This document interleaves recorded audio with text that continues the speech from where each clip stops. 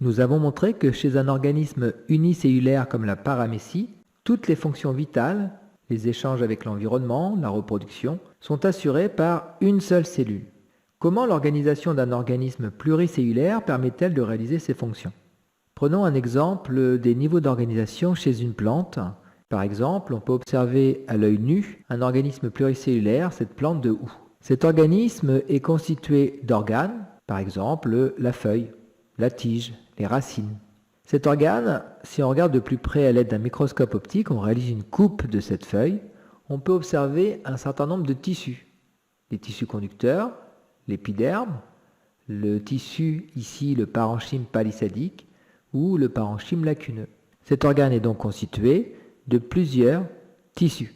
Et chaque tissu, si on regarde de plus près le tissu palissadique, le parenchyme donc palissadique, on peut observer un certain nombre de cellules qui se ressemblent et qui vont réaliser la même fonction. On a ici l'épiderme, on voit que également les cellules se ressemblent et ils ont une autre fonction. Et si on regarde de plus près, à l'aide d'un microscope électronique, on peut observer un certain nombre de compartiments à l'intérieur de ces cellules. Ces compartiments sont les chloroplastes, le noyau, la vacuole, les mitochondries.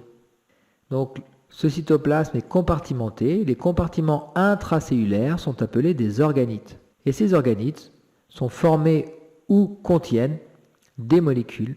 Par exemple, le chloroplaste est un organite qui va contenir une molécule qui est l'amidon. Prenons un autre exemple. La plantule de radis est un organisme pluricellulaire constitué d'organes, la feuille, la tige, la racine. Et si on s'intéresse à un organe en particulier, la racine, on observe un tissu qui est le rhizoderme. Ce rhizoderme est constitué d'un grand nombre de cellules, des cellules particulières, ce sont les poils absorbants, qui se ressemblent et qui ont la même fonction, prélever de l'eau et des sels minéraux. Et si on regarde de plus près, ces poils absorbants à l'intérieur, cette cellule est compartimentée. Elle contient un compartiment intracellulaire qui est la vacuole. Les organites, qui sont des compartiments intracellulaires, sont constitués ou contiennent des molécules, comme par exemple l'eau et les sels minéraux. Si on résume, on peut observer à l'œil nu un organisme pluricellulaire qui est constitué d'organes. Ces organes sont regroupés en appareils qui vont assurer différentes fonctions.